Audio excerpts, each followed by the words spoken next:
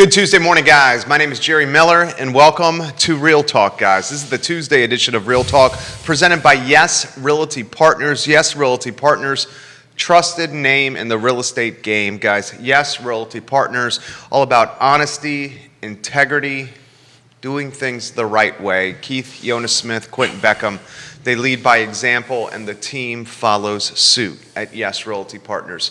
Judah Wickhauer is our director. Keith Smith, the executive producer and star of the program. Judah, if you could, studio camera first, and then the two-shot with my friend, Keith Smith. Good morning, my friend. Good morning. Good morning. I want to take a little bit of executive director or executive producer privilege. I don't want to get too deep into it. We surely will never do anything political on this show. But those who watch the show know I'm a Marine. And I just everybody do a favor. Let's celebrate these 13 souls. 11 of them are Marines. One was a sailor, and one was was a soldier, was in the Army. They were all in the ranks between Lance Corporal and Staff Sergeant. These were all young, and this is going to be very hard for me to keep it together. So these were all young men and women between the ages of 20 and the Staff Sergeant was 30 years old.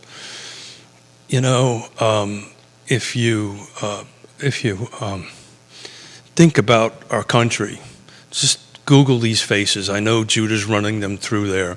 There was two beautiful women, two women Marines.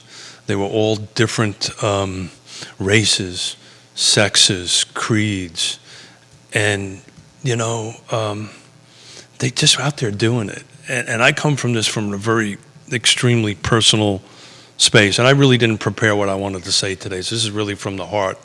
You know, I've been there, I've done this, and I was that 19-year-old, 20-year-old Marine that, you know, I was during the Cold War, I was behind the Iron Curtain, I was in Beirut, I was in San Salvador, when I had to push a young family.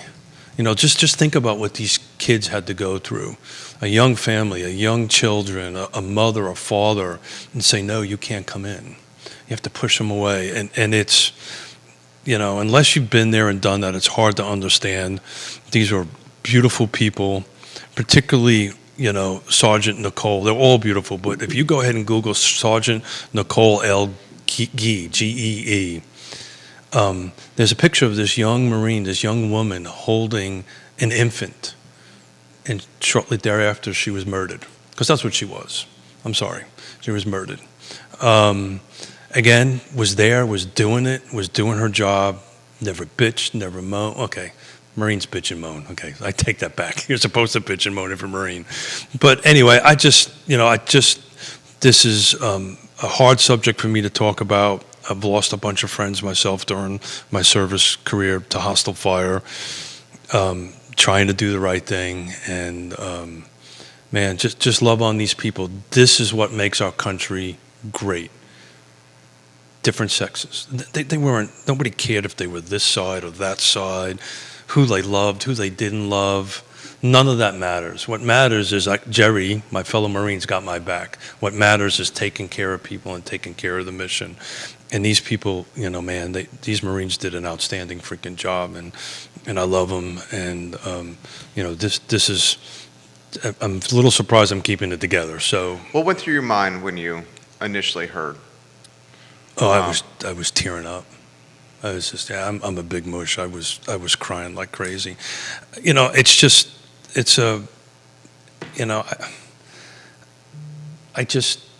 you know, and I won't tell it on air, but I've told you enough of the stories because your family on that stuff, and it is hard just to think of a 20-year-old kid. This is what these are. These are kids, because I was a 20-year-old kid that takes on this responsibility. Right. That makes a split-second decision to grab an infant and pull it over the wall. There was no this was this color or this sex or this. They were just trying to do the right thing, and drag an infant over the wall. Sergeant Nicole was cuddling. If you look, there's videos of her feeding Afghan children water on the other side of the wall. They were just, nobody gave them orders, you must do this. These were just people being humans and being Marines. It's it's what makes this country great. It really does. And I've been blessed to serve with a bunch of folks just like this. So please love on them. I've lost Nicole's, dear friends of mine. It's just love on them, man. That's all I really needed to say. So Our friend Quentin Beckham leaves this comment, and it's a quote from Anne Lamott. You will lose someone you can't live without, and your heart will be badly broken. And the bad news is that you never completely get over the loss of your beloved. But this is also the good news. They live forever in your broken heart that doesn't seal back up, and you come through. It's like having a broken leg that never heals perfectly, that still hurts when the weather gets cold, but you learn to dance with the limp. So there's a line, and I won't finish the line in the Marine Corps hymn because it kind of takes a jab at the Army, so I won't do this. But there's a line in the Marine Corps hymn that says, when you get to Heaven's Gate, you'll find out the streets are patrolled or are protected by United States Marines. I may be screwing the language up a little bit here, but I will see my fellow brothers and sisters one day on the streets, and that's what they're doing. Maybe I'm in purgatory. I don't think. No, you're in heaven. Yeah, but we're gonna go see them. But it's tough. I mean, it's super personal to me. This hits home, and these men and women were doing what I was doing, and these particular ones was in what they call a MU. I was attached to the U.S. embassies, which was a little bit different. But I mean, you know the story of why I wear a mustache. You know why I wear hearing aids. I'm a disabled vet, so I get it. And just love on these people, please. Carol Thorpe, thank you, Keith, for the remembrance of our heroes. Our president and general should always have their backs, and they were failed miserably. Prayers go up for all the wounded recovering and the stranded left behind. Yeah, so again, I'm not going to make this political. I won't. When you're a Marine, you just do your orders, and that's that. There'll be plenty of time for Monday morning quarterbacking on this, but that's not what I want to do today. I just want to celebrate these young men. They are what makes this country great. They are these 22, 23, 19-year-old kids, because that's what they are. Just think of that. Think of when you were 20 years old, and just think about you having to make a split-second decision to let somebody in, don't let somebody in. These are huge responsibilities on young men and women to go ahead and do that. And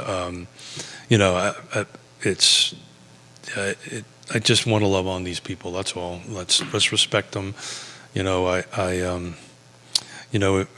This has been a fight that's been around for centuries. It's been around in my life.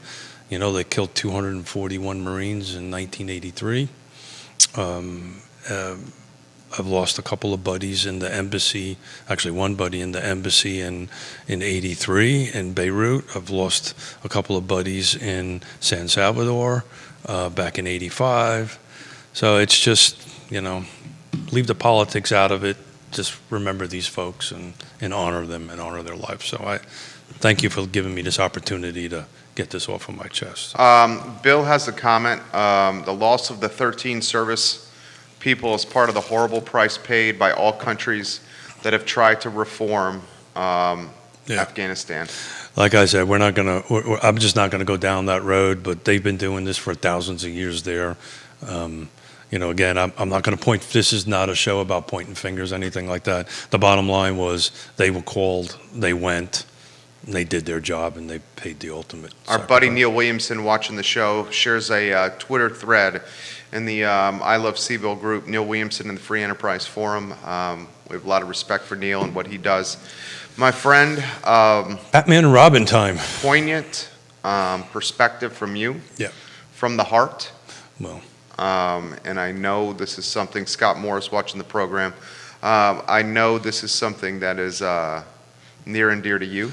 Yeah, you know the stories because I've shared them with you. So I do. But yeah, so it doesn't matter which side of the fence you are on. They were there. They were doing their job. They were told to be there, and that's what they were doing. So, and you know, I've personally been there and done that. So. It's Tuesday. It's Tuesday, Batman Robin. The last day of August. Oh, can you believe that? We have 4 months left in 2021. Kids are in school, parents are at work, vacation is over, summertime is over. The real estate market Just chugging along. is chugging along. It's My friend, open-ended. Let's start with the market. Yeah, so it's kind of what we've been beating up. I took a look at it earlier this morning just to see what the last 24 hours did in the market monitor. I don't have the exact numbers, but there's still more pendings than there are news. So there are more. I didn't do the ratio, but there are more homes going off the market, in other words, going under contract versus coming on the listing. That ratio is a little less than what it used to be, so we're going in the right direction. So that's a good thing. But yeah, it's. I was watching a video earlier this morning. There's an organization called Sightline out of I think it's Seattle, and you know they were talking about this and why it was done, and it was really interesting because Sightline's a little bit on the left-leaning side of things, and it's amazing to watch the YIMBYism out there that there's like more. We need more inventory. You know, you need more. More is more, right? So they were really quoting that it was simply a supply and demand issue, and more housing. It really helps everybody across the board, in my opinion. Christopher asked this question. Thank you for watching the program on our Christopher Rulison. Mm-hmm. Christopher Rulison says the market. It was Eagle. What's that? I thought it was Eagle. I'm sorry. Okay. The market seems to be heating up, and when I'm looking online, I see more homes that are for sale than earlier this year. Absolutely. Is this an accurate description? Absolutely.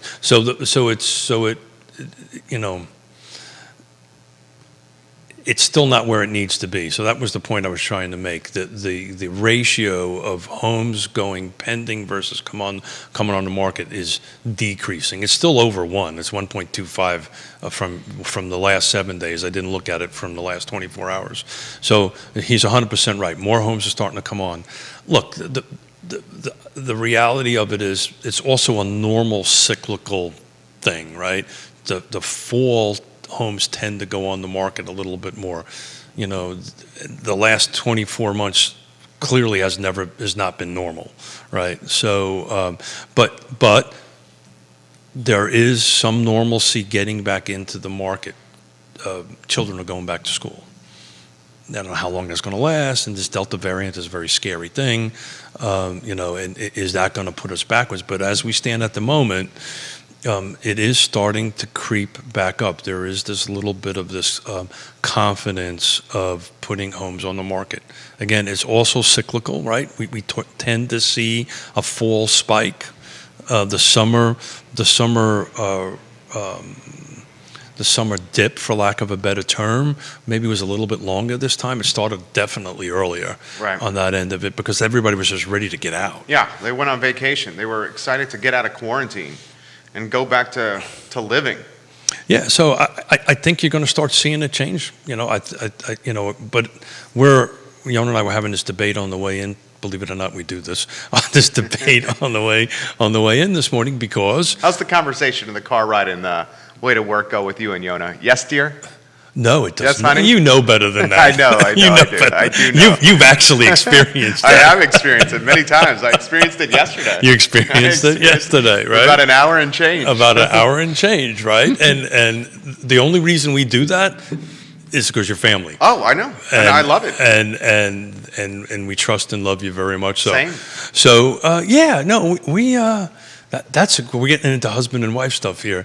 So we don't have to if you don't want to. No, that's cool. This is Batman and Robin Tuesday. Everything is fair game. Almost everything's fair game. Look, who was I talking to? I was talking to Oh, a server. We were down in Cape Charles for a couple of days last week, doing a weekend in the middle of the week, and we were out for dinner and blah blah blah blah blah. And the waitress was Their weekends, guys, is their busy time Yeah. when they're grinding Saturday and Sunday. And we pretty much do it 7 days a week. So but- yeah, 7 days a week. So they're almost on like a restaurant employee schedule, where Oh. like they grind on the weekends, Never thought about it. and that then way. like Monday, Tuesday, Wednesdays their downtime. These guys don't have any downtime. No, we work 7 days a week, but that's a lot of who we are, right? Sure, you love what you do, and so it's not work. It's not work, no. Yeah. But what we've been trying to do every couple of months is go find a place for a couple of days and do remote work, and that's what we were doing, right? Hung out at the beach for a couple hours, remote, did a bunch of. So instead of working 12 or 14 hours a day, we worked like 6, right? To me, that's a vacation, but. Look, I was talking to thank you for getting me off subject and back on subject again. Quentin Beckham is making me laugh. QB. God, he's so mischievous. You think? He's so mischievous. totally, he must be feeling better. He must be feeling Quentin better. Beckham is so mischievous. He says he's starting a support group for those of us that have to sit and witness those discussions. Quentin Beckham he's done enough of them. Experienced the discussions as well. So to finish up that thought and that question on that end of it, so we were having this conversation with this young waitress or server, and anyway, blah, blah, blah, blah, blah, and we love to talk to people, so we're talking, tell us about your life, yada, yada, yada. So she was married like 7 years, says, yeah, we're celebrating our 35th year. She goes, what's the secret? We always get asked that question. And you know it because I've said it enough on the show. The secret is partner, be with, marry, whatever term you wish to use, with somebody who makes you a better person every day. So if we agree with each other all the time, we're not going to make each other better.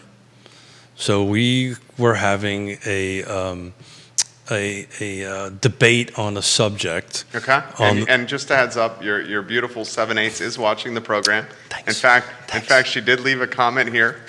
What time is it? Show's over. Thanks for the heads up, brother. But it doesn't matter if this ride in or whatever. We were, and as Quentin would say, and you have said, sometimes Yonna and I see the same thing a little differently, but we discuss it. And I like the word debate. I honestly, and I mean this, I can look at you and tell us, I honestly cannot remember the last time we ever had an argument. I can't remember the last one. We've had plenty of debates, right? And then either we come to terms or we end to go, we just don't agree, and that's okay, and we go out and have a pizza or we have a glass of wine or whatever. But we were debating a business item, let's say, on that end of it, and she was right, by the way. I have a feeling she's usually right. She's just usually like right. You are, Mrs. Miller. You're usually right as well. But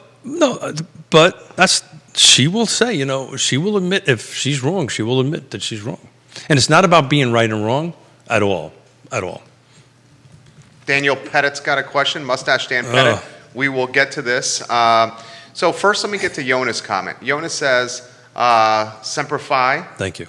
The halls of heaven are a lot safer with you being there. Yeah. Rest in peace and thank you for your sacrifices. We will always remember you and your service to protect our country.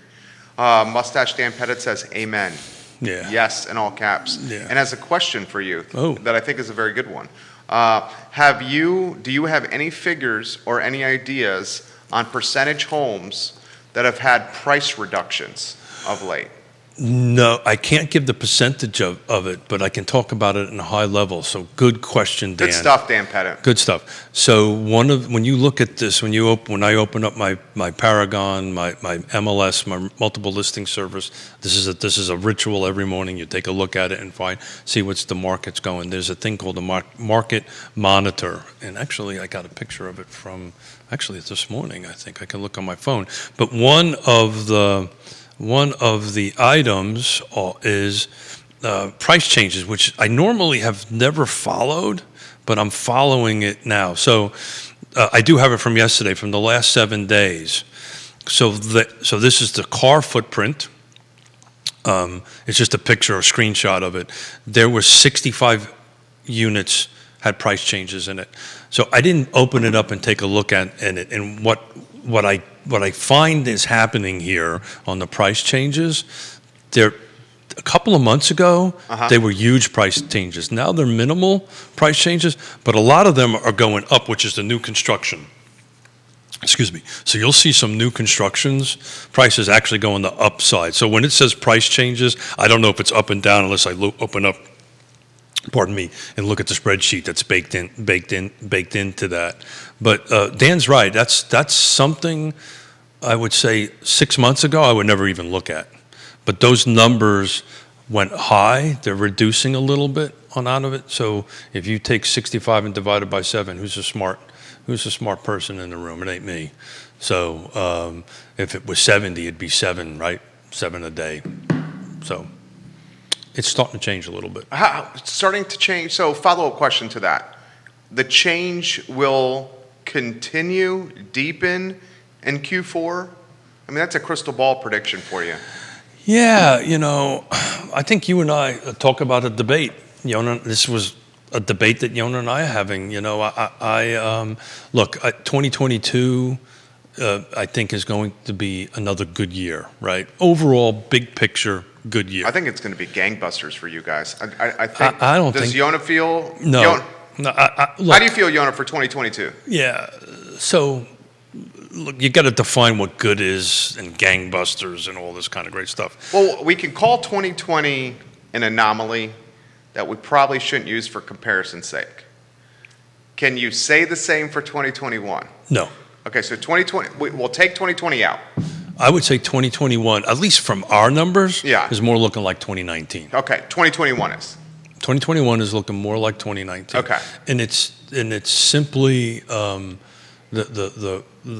it's just simply a lack of supply and demand. That there's just not enough changeover in volume. So when we say, look, we're talking about how our business is doing, right, on that end of it. But this is looking more like 2018. Excuse me. Yeah, 2019, maybe a little bit of like 18, but definitely 2019 from the numbers I'm looking at and the numbers that Yonna and I are doing. She says 2022 will be more like 2019, more seasonal. Yeah, correct. Well, it's just that the overall numbers of transactions will go that way. Now, 2022 has an opportunity, now we're talking about spitballing here. Yeah, I like when you spitball. Has an opportunity to be as, like 2020 was a rock star of a year from real estate. I mean, that's just really, like you said, it's a one-off. It's the best year ever for you. It was absolutely. It's a one-off on that end of it. But, and this may be unpopular, but if interest rates climb up a little bit, I think more people will be jumping into the market as far as inventory is concerned. I think that might stimulate inventory a little bit. If rates increase, which we know the Fed is considering reeling back the taper. I think they're gonna. Powell has said that. Yeah. Powell has said that. Inflation's everyone's concern now. You think if the rates go up, more inventory comes on the market for sale? Correct. Why? Well, so it's just more of a psychological thing. People will just put their houses on the market. There's really, I can't come up with some grand answer to that. It just is historically what happens. As interest rates go up, people start going into the market a little bit more. The buyers start getting a little bit more anxious, right? Because their buying power goes down a little bit, right? On that end of it. But look, all the experts, everybody looking at it, there was a couple of slides that I sent you that we're going to push out on the Facebook posts. Anything under 4 is awesome, right? It's just freaking awesome. Yeah, cheap money. It's cheap money, yeah. So, look, we're at 2. You can even say anything under 5 is cheap money. We won't say that, though. I mean, the first place I bought, the condo at the Villas, was 6 1/8. We go through this all the time. 6 1/8. Yours was 18. Mine was 18. Yeah. It's all about perspective. Well, it is and it isn't, right? So, look, why it's important from a buyer's perspective, you and I may be a little bit different, right? And some other folks, we kind of look at things a little bit different. But the average buyer buys to their monthly payment. Oh, yeah. Right? So this is how much I want to spend. This is how much I can spend. This is the monthly payment that I want to be at for my principal, interest, taxes, and insurance, and HOA if there's one in it. This is my total number I want to. And then we're going to match the buy to that on that end of it. So that's when we talk about, the 5 things, location being one, the price is the second one, is that's the conversation, right? So if I want to be at X dollars a month and it equates to, X hundreds of thousands of dollars on that end of it, then that's when we start looking at the location, right? Okay, so this is where that low price point is. And then we start filling out the other components, which is, does it have a master bedroom? Because Keith and Yonna want a master bedroom on the first floor, right? Or not master bedroom, owner suite. That is a terminology I need to stop using. Owner suite instead of master bedroom. Why is the master bedroom? Because it's rooted in. Yeah, it's okay. Really. I'm mentally trying. Your daughter's watching in Seattle. Oh, I love you, Vaughn. Thank you. Yeah. She gave you a heart emoji. Yeah, thank you. She's both my children are unbelievable. Our children, I should say, are unbelievable. But I'm trying to get better with my language. Yvonne will appreciate that. Yes, honey, I'm going to use bigger words instead of these small words. And then, fire, rock. Me, Marine. We should talk about why Marines are called crayon eaters, but we'll do that a little later. The reality of it is I'm trying to get better with my words. And my children help me with that. My wife helped me with that. So, it should be owner suite instead of master suite. So, but I've been doing and I've been doing this language for so long, since 1987. Yeah, it's ingrained in you. But that doesn't mean I can't change, right? And I have to. And call me out on it, please, if I ever do it again. Or anybody who's listening or watching live, call me out on it. Say no, it's not. Donna Patton will. Well, yeah, that's because I can't. My language won't. We love you in the program, Donna Patton. Bill McKenzie, a home at the corner of Yorktown Drive and Kenwood Lane, sold for well over asking price recently in the 800,000s recently. I've seen that. Yeah. So great comment. So I think where the market has changed a little bit, and I was having this. Your daughter says, I really love the awareness of the language you're using, Dad. Do I get a star? A teacher give me a star? Do I get a gold star? She probably doesn't even know what that is. What a gold star is. She knows what a gold star is? I don't know. Do they do that anymore? Yes. Do they do? What do I know? I was back in the Stone Age when I went to elementary school. Look, again, breaking down. Actually, we're having this conversation with Yvonne out in Seattle. About housing, because we always talk housing and this is what we do, but they're starting to stabilize a little bit, and stabilize means it's not appreciating at double digits, it's appreciating in lower single digits, which is where it should be. That's historically where it goes, these 3 to 4 to 5% year over year type of increase. That's a healthy market. But to go back to, I beat this 5 things up all the time. But this first one being location, I was having this debate with a fellow Marine buddy of mine. I went to boot camp together, known since 1980, I think. Anyway, we were just having this jarhead debate about something, and the reality on a couple of months ago, the location really didn't matter, right? It just flew off the shelf. Now location matters. Location's become an important thing. So this one particular property Bill mentioned on it, you could maybe go 2 or 3 blocks over, or 4 or 5 blocks over, or X amount of distance away, similar house, so forth and so on. It may be sitting. So you're starting to see that happening where you really need the expert of a trusted advisor to help you through this process, through this stuff, because, and I'm still trying to work on these appraiser roundtables, but as I mentioned to you offline, it's a little difficult to get 2 schedules set up. It's very difficult, frankly, to get 2 schedules of 2 separate, because I don't want to have just one appraiser. I want to have 2, because appraisals are a lot like opinions. Everybody kind of has one, and they all kind of stink. You know what I'm saying? So one appraiser can have a different opinion than another, and I'd love to take a deep dive into the why. Sure. You know, because I get That's a good idea. I get asked that all the time from clients. Well, why is one appraisal off different than the other? And I honestly can't answer that question. It's an interpretation thing. A lot of comments coming in. Oh, cool. Neil Williamson says this: why was it called a master bedroom? The origins of the term itself aren't as old as one may think. Merriam-Webster notes the first known use of master bedroom as a term was in 1925. House kits sold in Sears catalogs deemed the largest bedroom in the home the master to make the room feel more upscale. The phrase caught on and became overused with time, with the one-bedroom in an apartment referred to as the master, or a three-bedroom house with rooms of the same dimensions having one deemed the master. And he puts the source in there as well. Neil, you make us better. Thank you for that comment. So Sears kit houses, he brings that up. Very interesting thing. So what is? You should tell the folks 40 years old and younger what a Sears kit house is. Yes, sir. Yeah, because I don't think the millennials and younger know this. No, and the only reason I know this is because you taught me. Yeah. So can't remember the exact years. It was in the late 1800s, something like this. So how I wanted to start this thought off with is what's old is new again. Right? Okay. So what Sears, you used to be able to get a catalog. So these folks that don't remember before the internet and all this stuff, you would get a catalog, JCPenney catalog, Sears catalog.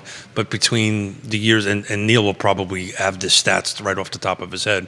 I can't remember when Sears kits happened, in the late 1800s to the early 1900s. So, 1880, 1890, that up to 1910, 1920, in that range. What you would literally do is you would open up a catalog, or you would get on Amazon, because that was their version of Amazon back in those days, and pick a house, and it would come on a freight train. It was a kit. It was a kit house. It was, you had the walls and the ceiling and the toilets and yada yada yada, and it would come on a train, and you would take it, however this would happen, off the train, and you would erect it on a foundation. And they were, do yourself a favor, Google them. They're absolutely gorgeous designs. So the town of Cape Charles, where we just came from, according to the town manager, who I know, and all the people down there, so I'm going to take this as gospel from them. Maybe it's not, but I'll take it as gospel from them. You know the town manager of Cape Charles? I do. Okay. I did some work building and development down there. Okay. Back in the 90s. Okay. But anyway, we've been going down there since 87. And of course, you know me, I always want to make sure I get to know the right people, just like I know you, right? I know Jerry Miller, the right people, and Liza, of course, and Judah. The dog. And Judah.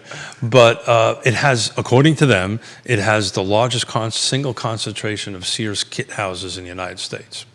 I didn't know that. And the reason being, and I almost believe it, the reason being is the town of Cape Charles, really interesting. It was built in the mid-1800s. It's a grid pattern, so it's designed right after Manhattan or Belmont. It's almost like a Belmont. Has alleyways behind it and so forth and so on.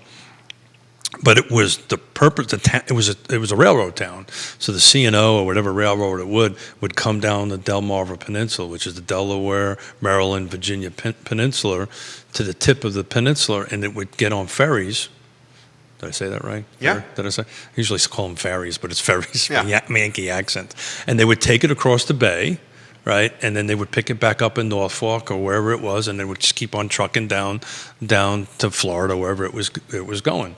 And that was how you got, via train, material, material from the north to the south on that until, the 50s, when automobile came around in its heyday. And then, of course, the Chesapeake Bridge and Tunnel was built, which is, if you've never been on it, it's a pretty neat thing. If you're afraid of bridges and tunnels, don't go on that bridge.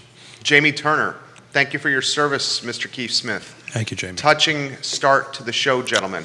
Yeah. He says, I saw a Sears kit house marketed in Gordonsville a while back. I will try to find the listing. It was a beautiful, beautiful home. Oh, he has the listing. The listing is on the feed here. Judah, something on the fly if you can do. Jamie Turner, who makes Real Talk better, left a listing in the comment section of my Facebook page. Can you get that listing and put it on screen? He says, check out this home. It's $325, asking 3 bedrooms, 2 baths, 307 Pendleton Street in Gordonsville. Yep. So without seeing it, I'm sure it's seeing what you're looking at. It's generally like this Victorian era. Sometimes they're four square. They're these craftsman style. So going back to everything that is old is new again. So back Amazon selling homes. They are. Our friend Musk is actually ramping it up a little bit. Elon Musk. He's ramping it up a little. Wait, what can that guy not do? I'd hate to be stuck in between his head. Oh my gosh! I'd hate to live in between his ears. That would just. You would love it and you would hate it. No, I'd hate it. It's hard enough living between my two ears with all my ADD going around. Your beautiful daughter in Seattle says, "Dad, your willingness to change and make others feel more included and comfortable is one of the many reasons I love you." Yeah, well, thank you, honey. I appreciate that. Yeah, she's. I don't know. Aren't you supposed to be working? It's before school started, right? It's 8 a.m. over there. Oh yeah, it's 8 a.m. Yeah, she woke up early to see her dad. God love her. I'll get texts from her like 4:30, 5 o'clock. She's supposed to be working. Tell her you love her. I did. I said I love her. I love her. I've got to be careful because I might slip and say something I'm not supposed to say. Don't do that. I have a habit of doing this. I know. I try to keep you from putting the foot in the mouth on the show all the time. I'll tell you what. It's one of my most challenging jobs. Oh, yeah. No wonder why my mouth is so big. I got my foot in it all the time. Mustache Dan Pettit, a great guy who makes us better as well. Are you seeing sellers waiting? Are you seeing sellers wanting to list their homes for a shorter period of time with agencies? Are you seeing more expired listings because of this? No, actually, I've seen the opposite. It used to be. She says it's still summer here, Dad.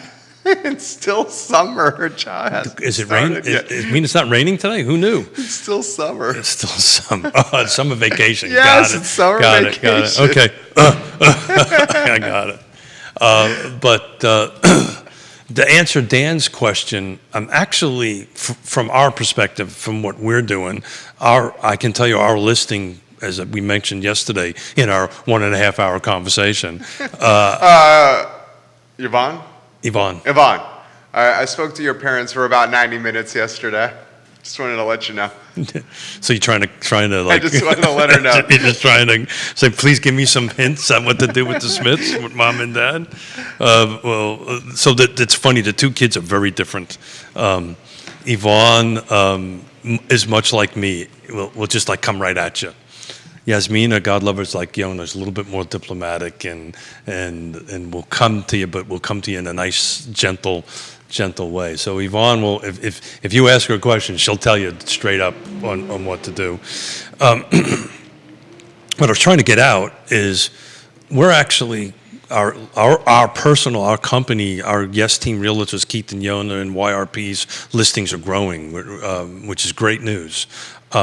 We're seeing listing times a little longer. In other words, when you sign a listing agreement, you can sign it for 1 month or 2 months. We're starting to see that grow a little bit, which means that I think the sellers are starting to come to the realization that 2 days, 20 minutes, 20 seconds is not normal, right? No, that's not normal, right? So but we're a long. We were looking at the numbers yesterday. We're just a long way away from this pivot, in my opinion, from seller to buyer. And Dan and other realtors that are watching could probably chime in on this. My brain is when we start getting 45, 60 days on market, that's the thing I track. Then we're making that change. We're making that shift over. Some people say 60 or 90 days is when you actually make that switch. But the psyche of it starts. And I think you might be seeing a little bit of that. So we're like, depending on the market and the street and the house and so forth and so on, you're starting to see 15, 30 days on market. Some of them you're seeing 15 seconds, right? The other thing is an interesting question for the feed. I think you're starting to see multiple offers reduce substantially. Now reducing from like 20 To a few. to a couple. Yeah. Or just one offer, which again is normal. That's how it's supposed to be. Dun, dun. So anyway, I'd love to see that Sears house. That Sears house on that. We have it. Judah's got the screenshot ready.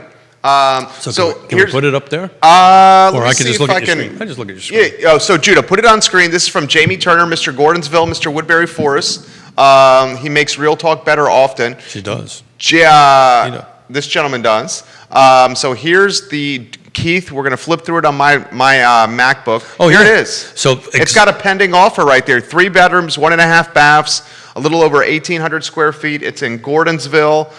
We're flipping through it. Judah, if you can flip through look the how photos. Gorgeous that house I mean, it's a beautiful home. And you would never think this is from a Sears catalog. And it is. It comes in pieces. Now they've renovated obviously over the course of time, new kitchens, new windows, so forth and so on. But the basic structure is the same, and the basic structure is this what they call craftsman style, and so if you go to some of the newer developments around that have been coming out, Old Trail, Spring Creek. Thank you, Spring Creek. You see these similar designs. So again, what's old is becoming new again. The developments, this what they call the TND, traditional neighborhood developments, which was back in the 1800s, kind of was the thing, is starting to come back. The designs are starting to come back, and it's really interesting. If you spend a little bit of time and go into that, and I'm going to give a shout out to Nicole Scrow. Okay. Nicole Scrow is a home builder, developer, an outstanding individual, doing everything that you know. What? Should I tag her on the feed? Yeah, sure. You can tag her on the feed. But a shout out to Nicole. She posted. It was Nicole and Matthew Gillian. Did I pronounce his last name? Gillikin. Yeah, on that. But I think it came from Nicole's Twitter feed. I looked at it the other day. If you actually go into the Sears Kit House and do a Google search, you'll find back in the 1800s, guess what their number one seller was? What? A duplex. A duplex. So back in the 1800s and the 1900s. Let's make sure people can see your very sharp face right there. Sorry. You got me all worked up. There's cameras here. It's the coffee. It's working. Sorry about that. It's a good thing it's a good thing when he forgets there's cameras on the show. But not when he covers his face. But go ahead.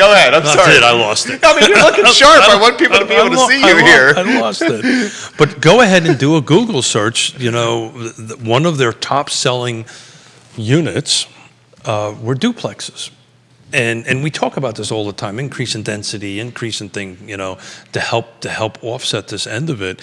And I'm 99% sure Nicole was the one that posted this.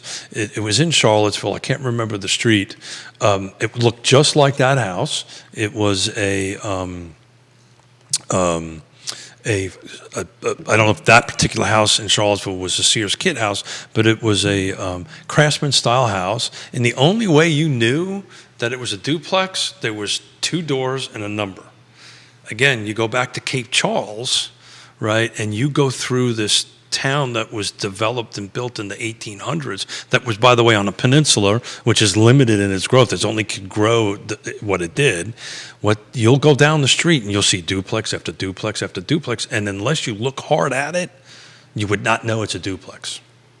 You wouldn't know it. The only way you would know it is you have the front porch and that, and you would see a 1602 and a 1601. 2 addresses. 2 different. But unless you were looking at it hard, or you were riding a bike down the street or whatever, you from a scale and mass perspective, you really wouldn't know it.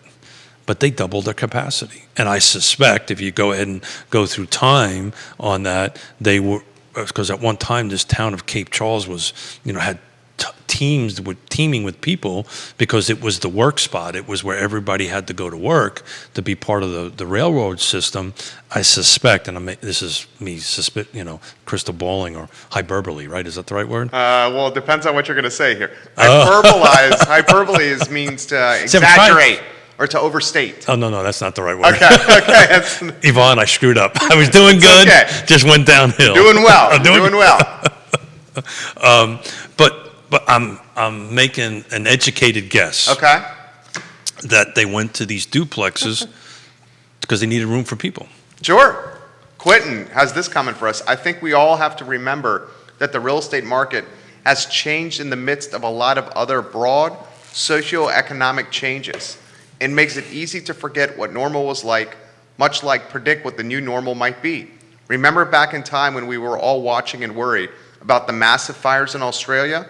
Not really. Too many other things happened that pushed it out of our heads. The last 18 months have been one thing after another, and it's very hard for a general consumer to remember what was normal in real estate. I mean, damn, it's hard sometimes for those of us that have to live in it. What do you think? So that's a duplex. Okay, I see it. It's a duplex. Okay. And you would not know that it was any different. Yeah, look, first and foremost, clearly Quentin is feeling better. So thank you, boss, for feeling better. I'm happy for that, QB. I'm happy for that. And, he always, his words always speak to me and speak to what he has to say. But you're 100% right.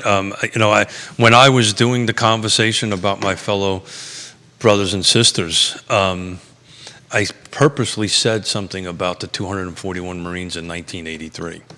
You don't remember that.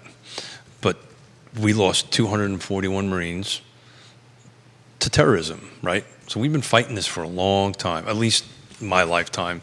Lost a dear friend of mine in April of the same year at the U.S. Embassy to a truck bomb from Hezbollah. So, I remember it because I was there. This was part of my life. But I don't know how many people on the feed actually remember this. Dan says you see a lot of that in the Pittsburgh, PA area. What we're talking about. Pittsburgh, yeah. So some of talking about these turn of the century duplexes that were built you see it in Brooklyn. It was it was common sense back in those days, and this video from Sightline was talking about how do you, why is inclusion, how did inclusionary zoning happen? And Neil will correct me if I'm wrong, but that really didn't happen until the 20s and the 30s. Then frankly, it was a racist thing, to be honest with you, on that end of it, to move some certain individuals out of certain neighborhoods. But prior to that, in the mid 1800s until into that point, these were done so there could be a concentration of people into that. Now, here's the flip side. They didn't have the cars that we have now, right? So you were walking somewhere. Not the public transportation we have now. That is not true. As robust? I don't know about that, but I mean, they had buses and trolleys. Trains. You used to be able, and we talked about this before, you used to be able to take a trolley from the university to downtown. You can still do that. Yeah, but I mean an actual tracked. Oh, on a track. Trolley. Yeah, the trolleys. You're talking about a bus that looks like a trolley, that calls it a trolley, but this was an actual train, a light rail. We had light rail back in the 1800s. In Charlottesville. In Charlottesville, yeah. If you Google it, you'll find out. Who's the gentleman, photographer? I'm drawing a blank on him. We have his photo. We have his book Yep. right here. Yeah. Judah, could you do me a small favor, J-Dubs, and look at the waiting room table over here and the name of the... That's not the green room. The iconic, no, that's the green room's out green there. room's out there. The iconic photographer. Yeah. Where it's right on the tip of my tongue. Oh, God, it's same here. But if you flip through that book, I can assure you'll find a photo of a trolley. And it started with horse-drawn, then it went to electrified. So it used to run right down West... Yeah, Ed Roseberry. There you go. Thank you, J-Dubs. Thank you. Judah Whitcower is the man. Is he? Outstanding. So, again, what's old is new. I don't think personally we'll see that in Charlottesville again, other than the one that you can drive for free, which a lot of people don't know about that, by the way. You can hop on a free trolley just like you used to do with the... We took it all the time in college. Really? Yeah, when I was at UVA. First year, we would take it all the time to get to the downtown mall. Your colleague, Logan Wells Claylo. Oh, hey, Logan, how are you? She says there was a Sears Arts and Crafts home at 622 Ferris Street that sold in December 2020 for $1.4 million. Was added onto over the years. Oh, yeah. Well done, Logan. Logan's a rock star. Logan, I'm going to give you some props. Logan's a rock star. Yeah, so but again, what's old is new. They were these kits. We have now modular homes, which you didn't have at that particular point, prefabricated homes.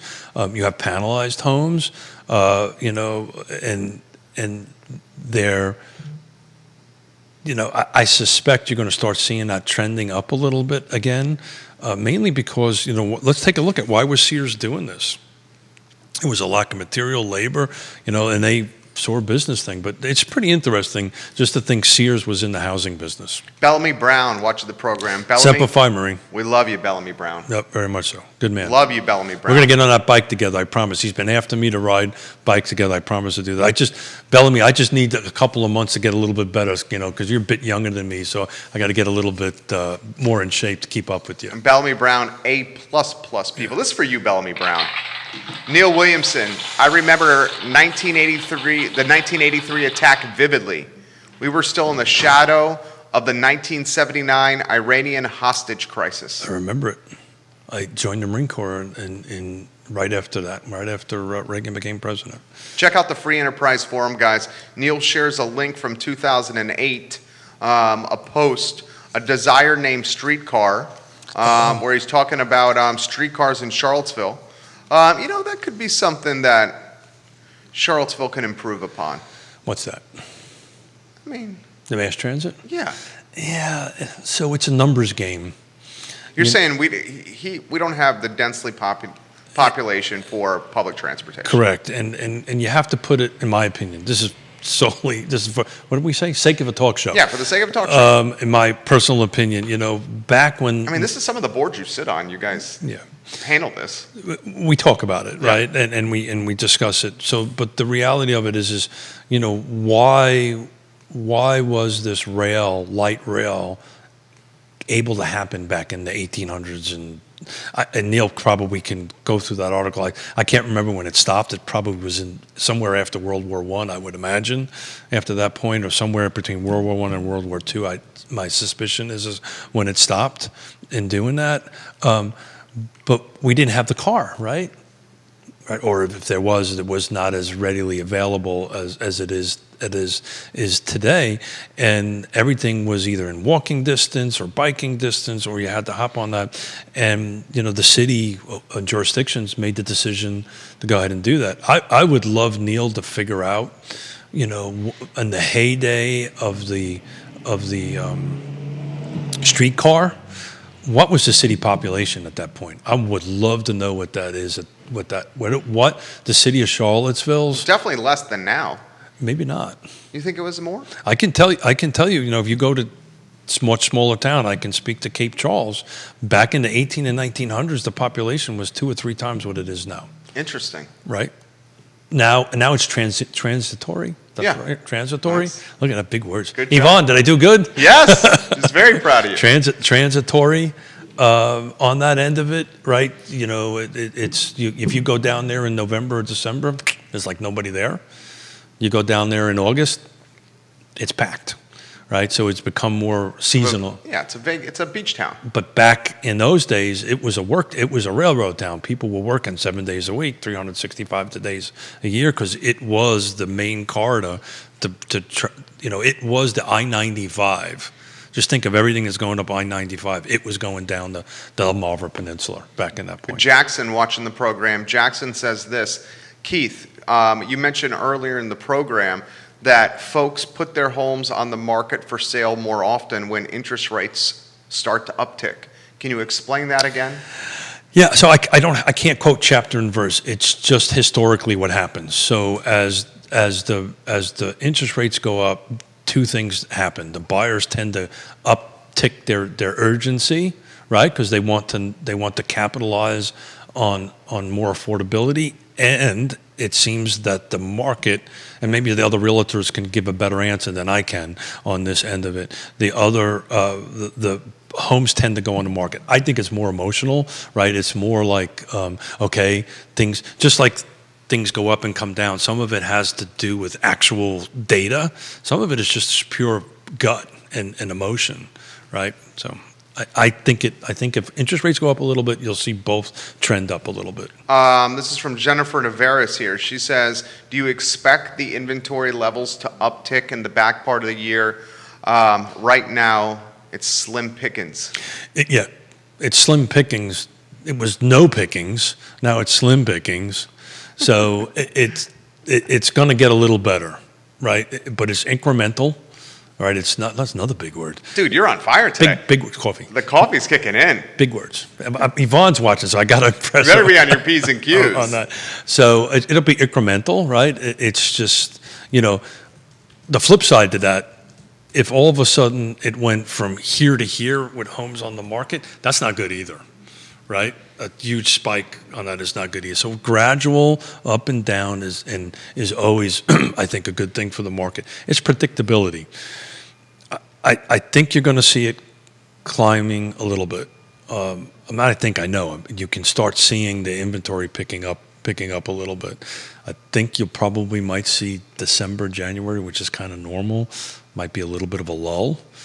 But I was looking at our last. I have a 15-year running spreadsheet on business, on sales, and for us, typically we're actually busy in November and December. Right. I don't know why. I couldn't tell you why, but we're generally. You got a hunch, don't you? I don't know. I really don't know why. Because, if you read all the stats, that's when it's supposed to be slow. But for whatever reason, we tend to do very well in November and December, getting homes on listings and contracts. Now they're closing in 2022, on that end of it, or very end 2021. But we October, November, December, man, we tend to do a spike. Rake it out. It's all about inventory. Period. It is. Yeah. That we've got to talk about it for an hour, but that's it right there. It's all about inventory. It's all about inventory. Inventory, period. Joseph Gentile, ¿qué pasa, chico? Hey, I spoke to Joseph yesterday. I love the hell out of Joseph Gentile. Love the hell out of Pearl certification. Joseph Gentile is. We had a pizza conversation. Stoking the flame right here. I love Joseph Gentile and his mischievous spirit from. We were talking pizza. Brooklyn. Is it Queens? Brooklyn? Well, no, Long Island. Long Island. So he's right on the Long Island-Queens border. Joseph Gentile says. I won't give you the address out, Joe. He says, is Keith trying to say bubble? Bubble? Just kidding. I am not. Remember when he was on the show and we had are we in a bubble discussion? We had the bubble discussion. Well, he believes we're approaching a bubble. So that conversation that the three of us had, that's a conversation Yonna and I have. Okay. That's what we talk about. It's weird that we talk about that. We talk about other things, but for the most part, we talk about business and real estate. It's who we are. It's what we do. It makes us who we are and what we do, and it's helping people. But I think Joe is just busting my chops a little bit on that end of it. I had a great conversation with him. We're trying to coordinate a schedule for Joe to come down and visit us again with Greg Slater. We love Joseph Gentile. And we're going to bring in Segura again, and we're going to talk a little bit about all the awesome work that they're doing with partnering between the Green and Segura and Pearl and all this stuff. So we're going to do that, and we'll talk pizza, which we did yesterday. We literally talked pizza yesterday. Justine Montgomery, is it Vermont? Yeah, Justine. Happy birthday, Justine. Justine's watching in Vermont. I believe it was yesterday, if I remember correctly, if I got it right. She says, miss talking to you. Frank Ix and Sons built their plant in Charlottesville because it was on the rail line. That's exactly right. And Frank Ix and Sons, was it a textile Well, we're going to let Justine do it because she is related to an X. Okay. On that, but it was a textile. I can't remember the specific type, but it's 100% right. It was on a rail. That's X Park, guys. That's where Three Notched is. My office Animal is? Connection is. The best real estate firm, Yes Realty Partners over there. Brazos Tacos. Keep on going. Lampo. Right. The bicycle place. The bicycle. Is it Blue Wheel? And people wonder why my office is there. Three Notch. Saki. People wonder why my office is there. Don't let them loose in X Park, Yonna, with that credit card. Don't let them loose. I'm only allowed to have a debit card, by the way. I'm only kidding. Smart lady. I'd walk out with a $5,000 bike in a heartbeat. There is more of a healthy mix of sellers and buyers in the market now, depending on the price ranges. So I just want to go back. Justine, thank you for everything you've ever done for us. And she'll know what I'm talking about. I miss our conversations, but happy birthday to you, and thank you for everything you've ever done for us. The fabulous president of CAR, QB, says... Who's that? QB. Who's that? He says public transportation and the use of alternative transportation like e-bikes can help resolve hub density issues when you have a small geographic footprint of jobs, employment, and a large geographic footprint for housing. Yeah. That's very much Central Virginia. Yeah, so The epicenter of employment, Charlottesville, and UVA, services or offers job opportunities to many of the 300,000 people living in Central Virginia that often are commuting 20 minutes, 30 minutes, 45 minutes to the city or more. Yeah. Well, we were actually having that conversation with Quentin about, and you made me think about this, how the impact of EVs, electric vehicles, will have that with the reduction of cost, right? The reduction of purchasing and operating and so forth and so on. Is that going to impact this cost factor anyway? It's not going to impact your how much time is going to take you to go back and forth and your livability or your walkability of it. But I think, and I look, it's about ready to come up. We're both the Albemarle County and Charlottesville are working on their missing middle. We'll just kind of stay away from the thing at a high level. But the bottom line is to go back to what Nicole Scrow said on our Twitter feed. In this case, more is better. It's less is not more. More is better. And if we can increase density, this is not that difficult from my perspective. Understanding what I just said, it has impacts across the board. But I had I'll leave the name out of it. I was requested by somebody from UVA to have a sit down and talk affordable housing because they wanted to understand it. Somehow or another, they thought I knew what I was talking about. And it was a free lunch. What the hell? And I got to talk, so what the hell? You love to talk. I love to talk. You love to eat. I love to eat. And I... Very smart individual, all kinds of acronyms, 3-letter things after his last name. Really smart guy. And, he was trying to make this whole argument, and I appreciated it, about more, schools, this, that, and the other thing. Oh, he was making the, if we add density, correct. Housing density, we better make sure the infrastructure keeps pace with the housing density. Well, he was taking the position we shouldn't do it because of that. And my question to him was, what happens if we don't do it? What happens if we don't do it? What if we don't do anything? We just leave everything alone, right?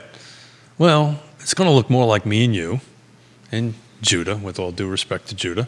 It's going to look like Judah, maybe a little bit like Liza. And we're not going to get the diversity. We're not going to, it's just going to get worse. Yeah. Well, and speaking of that, tonight, this is from Neil Williamson, Free Enterprise Forum. Tonight, and folks, we got the CVille Weekly and NBC 29 on the broadcast here. Neil Williamson, tonight, the Charlottesville Planning Commission will have a work session regarding their proposed future land use map. Hashtag virtual seats available. And then I responded to Neil with hashtag elections matter. They do. Elections do matter. Neil Williamson also says the difference in regards to the light rail in Charlottesville. So we were talking about light rail early in the show, and at one time there was a trolley on a track that ran from the UVA corner to the downtown mall. Neil offers some perspective on that. He says the difference was where people lived. The richer folks lived at the end of the streetcar line. Yep. The automobile provided the mechanism for the suburb. Absolutely true. So if Yvonne is still watching, She says it's 55 degrees and raining in Seattle right now. Oh. Imagine that. I don't know. So before I get back to Yvonne, that's a little. We're going to let this secret out of the bag here. You know, every time I've ever been out to Portland or Seattle, it doesn't rain as often as one thinks it does. And I remember it was my first visit out there. It was a November 4 or 5 years ago to Portland, and I got off the plane and I noticed all this dead grass. And it was to visit my dear friend Robert Liberty with this national cohort I'm part of for affordable housing. And I said, "What the hell's going on here?" And he goes, "Shh, we want everybody to think it rains. Shh, don't tell nobody." But it doesn't rain as much as everybody thinks it does out there. There are some wonderful, wonderful days out there. So so Yvonne out in Seattle, it's just like in Brooklyn or in Queens or Astoria, whatever it is in New York.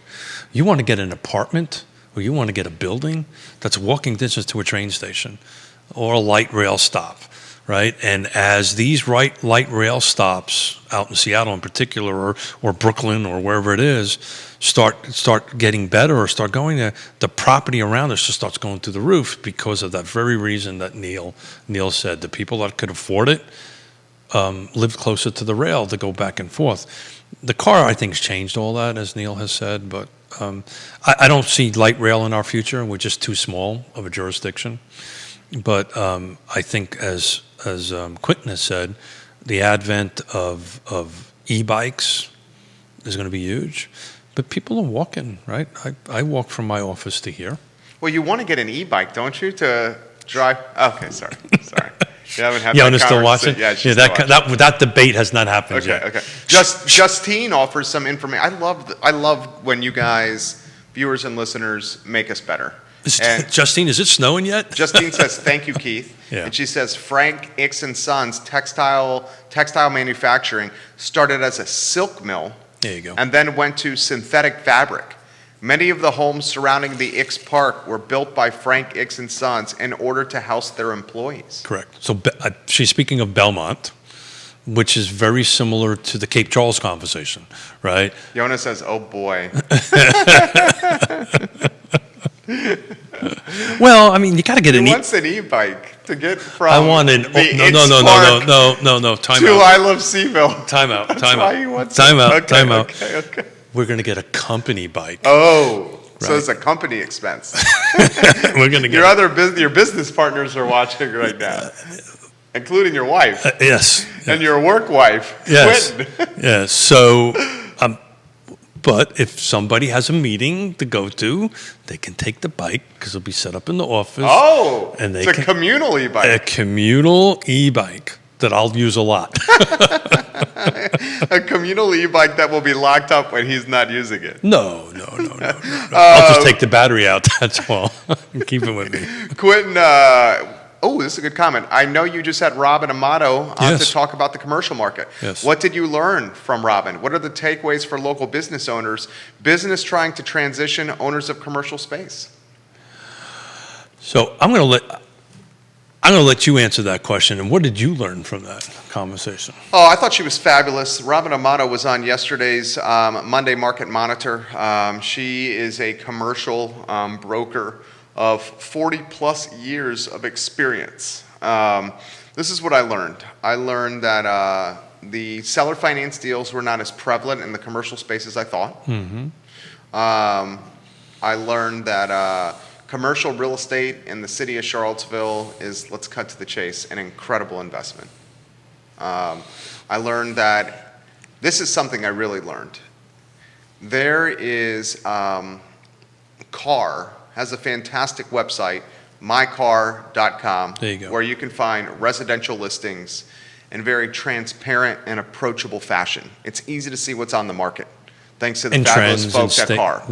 yeah. Commercial real estate, there is no Unified. digital hub for commercial listings. That has made the commercial brokers incredibly important and valuable because they are the keeper of this information. Correct. Almost like when Realtors back in the day had an MLS that was a book. That book was the keeper of the information. Sure. Now that information's on the internet and readily available for all. That does not exist in commercial.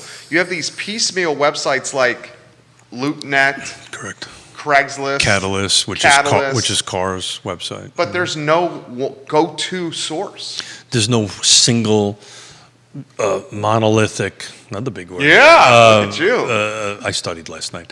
I stayed at a Holiday Inn. The Holiday Inn Express. Express, yeah. So there is no monolithic thing. But why?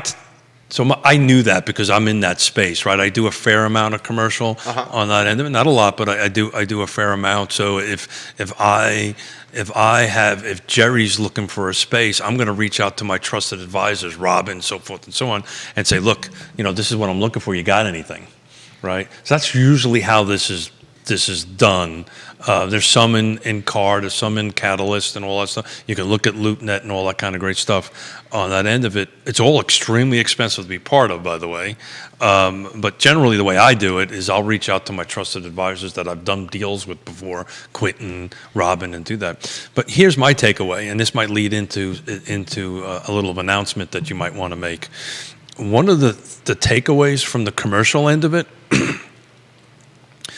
most people that I speak to think commercial and equate commercial only with retail.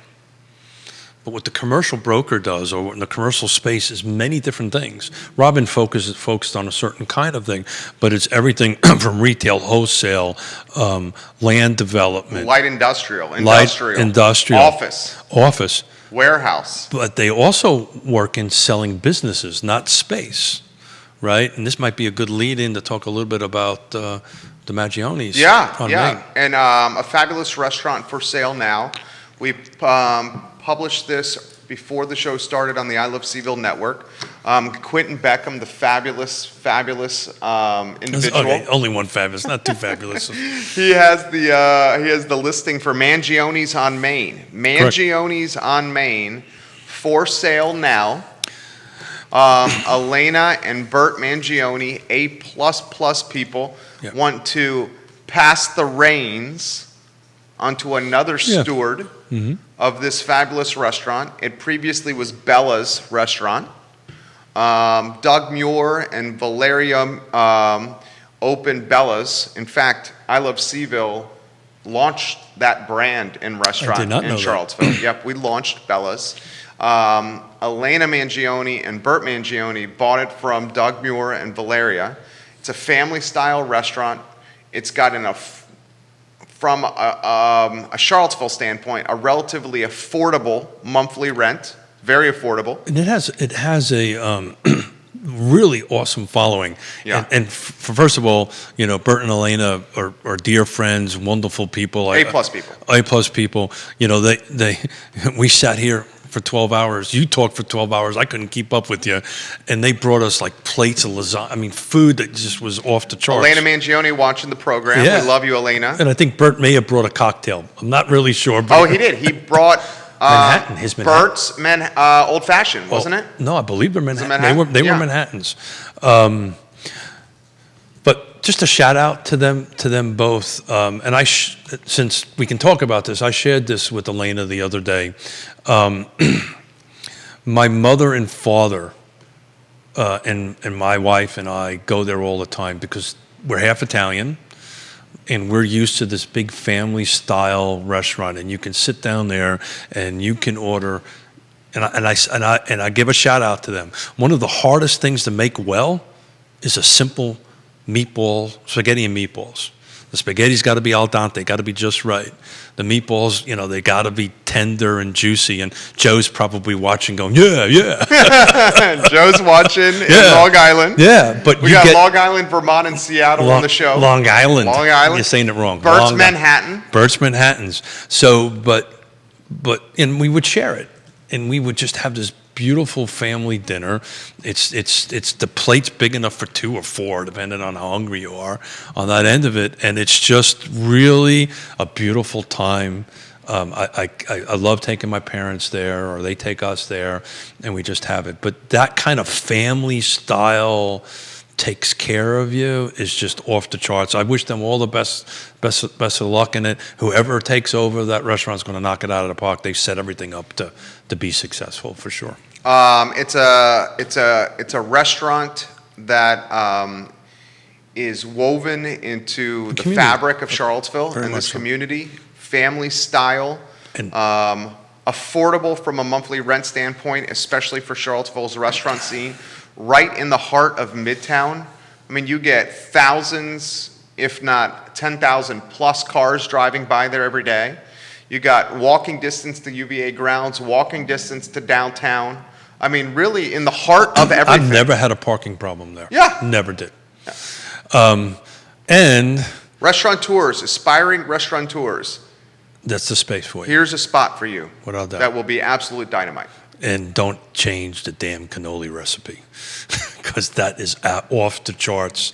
We won't. Quentin says there's dedicated staff with the restaurant. There you go. Don't tell Elena this, but they're probably the best cannolis I've ever had. It would offend my mother, but don't tell anybody. I think your mom watches the show. My too. mom does watch the show. No singers to Ma Dukes. No singers to Mom. Yeah. Well, it's okay. We do singers. That's Okay, This okay. is what we do. I'll get a phone call. Really? Mine's that better?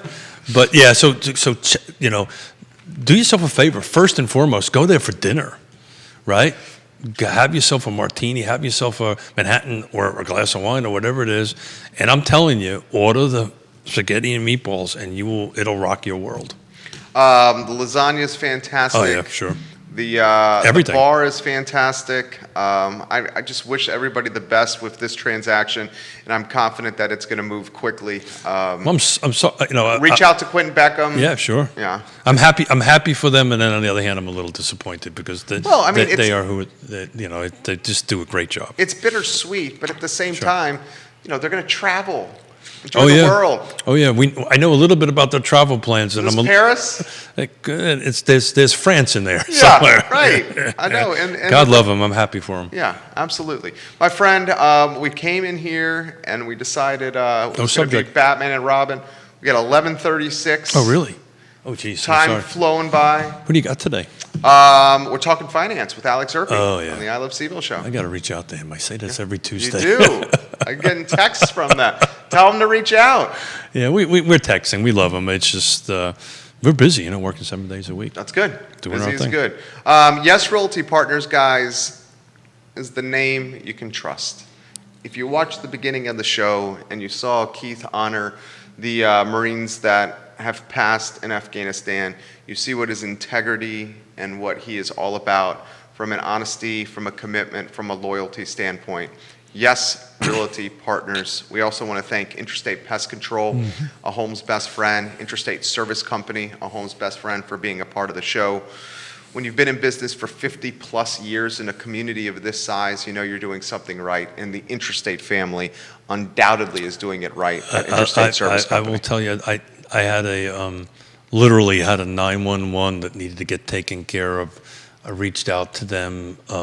It was like 3-4 o'clock in the afternoon. By 5 o'clock, they had it done in order for something to close. So Thank you, Dan Pettit. He says, have a great day, guys. thank My you, friend. everybody, for listening to me the first couple of minutes. This is Real Talk on the I Love CVille Network, presented by Yes Realty Partners. 200 show next will- on Friday.